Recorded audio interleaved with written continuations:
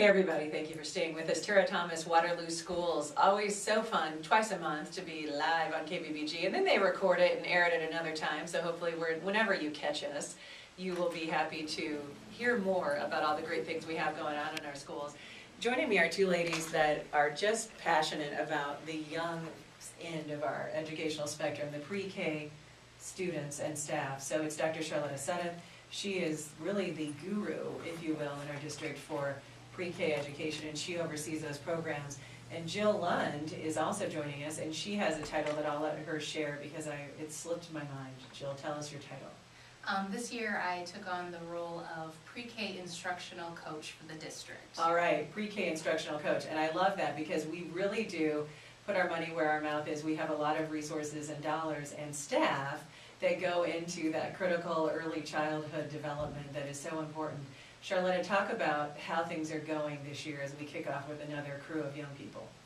Well, it's going very, very well. We are at capacity for enrollment, so we're looking forward to serving over 500 students this year, and the children are there, they're eager to learn, and our staff, I always say, Waterloo Pre-K programs is a great place to be. I love that. And Jill, what about an upcoming opportunity for the families to get involved? Yes, we at Elk Run are having a STEM fair. And what that looks like is just inviting the community and the families to join us and see what it is we do at the pre-K level to really get students to engage in centers and just be inquisitive, which they're already pretty good at. But we're fostering the questions that they have and trying to guide them in their thinking. And that STEM fair is really a great opportunity for the community to see that in action. And STEM, for those of you who've heard that acronym, it's really a popular buzzword. It stands for Science, Technology, Engineering, and Math. And so our district is committed to getting those hands-on STEM-oriented activities across the board, all the way down to pre-K and then up through the high school. So when you talk about this STEM festival, we need to know the date and time. Yes, October 15th from 2 p.m. to 6 p.m. Hopefully that way we can cover a wide variety of people and their schedules to join us and just see the great things that are happening in pre-K. And this is at Elk Run? Yes. Okay, and tell us, Charlotta, where is Elk Run located? In Evansdale at 316 McCoy Road, is that right?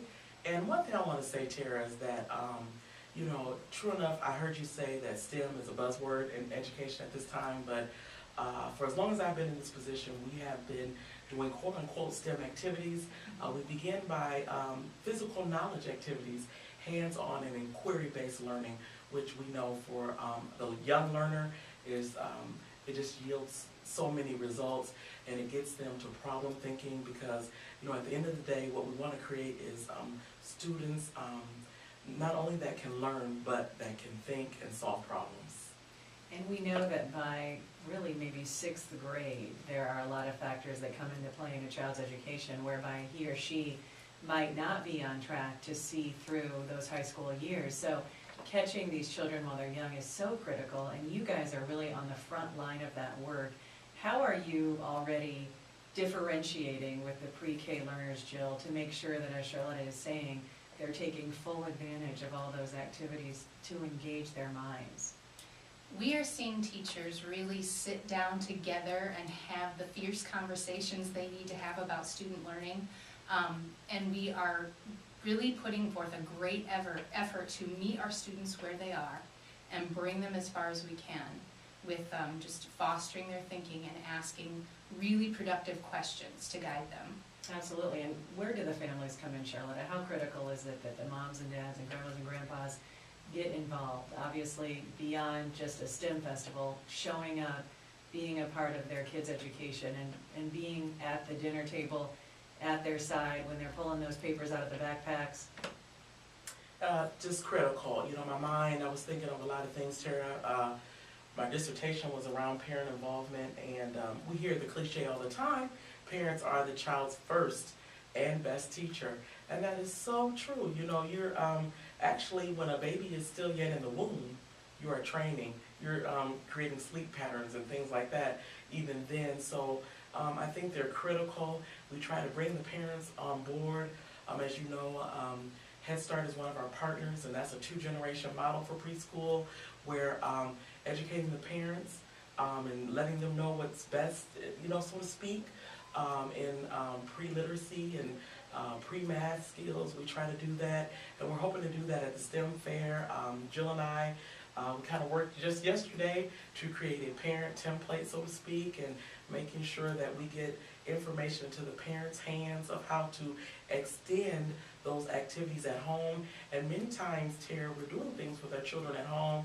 I'm thinking about my little daughter when she was young, getting on her step stool, and I would be trying to wash dishes, but actually she was pouring and scooping water, and just giving parents the questioning.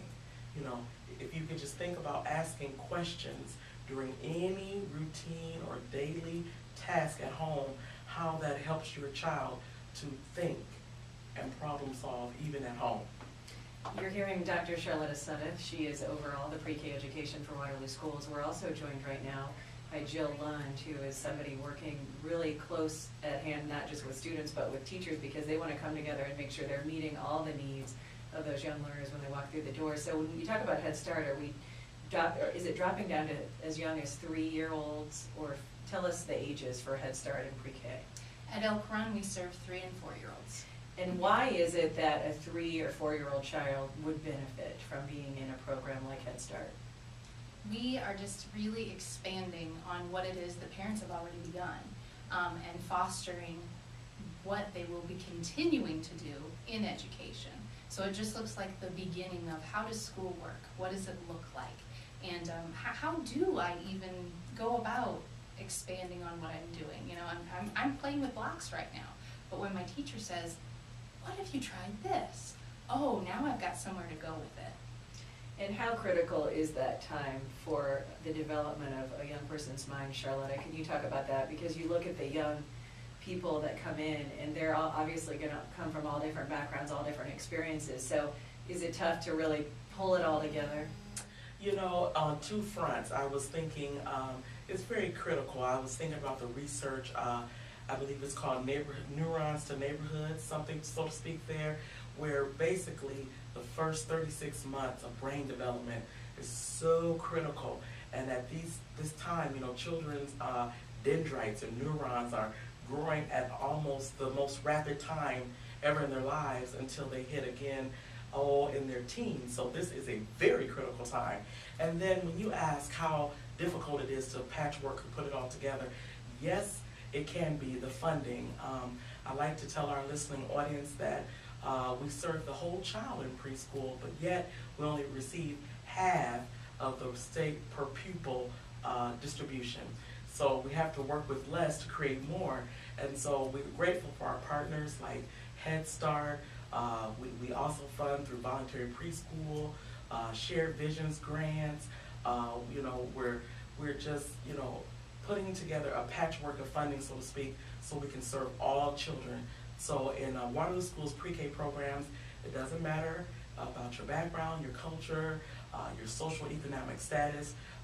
We can meet the needs of your student and your family. Jill, talk about what it's like when you see those little babies coming in, and many, of course, timid, anxious, probably not wanting to leave mom and dad in the parking lot. What's it like to see them blossom and to start connecting the dots on the learning and just really have fun engaging in that process? I'm actually having the opportunity to see that in action right now. As it is pretty close to the beginning of the year, the students are just starting to build some amazing relationships with each other and their teachers. And so the beginning of the day is getting easier. Parents are less reluctant when it's time to leave, and the students are really engaging with each other and just making some fantastic headway in the classrooms as far as starting to really look at the environment around them and really act on the environment based on what the teachers are providing for them. Oh, absolutely. And what we do know is that once they've established that routine and that exposure at a young age, it really does make transitioning into the big kid school of kindergarten through 5th a lot easier, right? I mean, talk about that, Charlotte. You probably see students that come in and without having any experience away from mom and dad. I mean, that is a big change, but this is going to lay the groundwork for them to be successful in elementary. Correct. part of our routine and our programs in preschool, we want to help the children and the families make a smooth transition into K-5. And so we do activities around that. I was thinking of books that we read toward that premise. And the main thing is that, yes, true enough, we want to prepare our little ones for K-5, but we also want the buildings to be ready for our little ones as well. So it's a dual street. So we're preparing pre-K students to be ready to enter the K-5 education, and we know that those kindergarten teachers and those buildings are going to be ready for them as well. And Jill, what about this STEM, what are you guys calling it? I said festival or fair, right? Yes. STEM fair. Okay, I want to get this right. There is a STEM festival that'll be happening later this fall as well, but this is focusing on a STEM fair just at Elk Run, and that's over in Evansdale, and it's on October 15th. Yes. And what are the times again? 2 p.m. to 6 p.m. Okay, so it's great if you have that afternoon window available to swing by and join your little ones and bring the siblings and grandma and grandpa. Come to that 2 o'clock slot, or you could come after work because it's running in the evening. And what are some of the activities that folks can expect to see? We have great opportunities for hands-on activities. We will be showing questioning in Block Center. There will be ramps and pathways, tops for spinning, there's cooking. There's even kind of a unique center where children will be taking things apart and putting them back together, kind of tinkering with different electronic devices.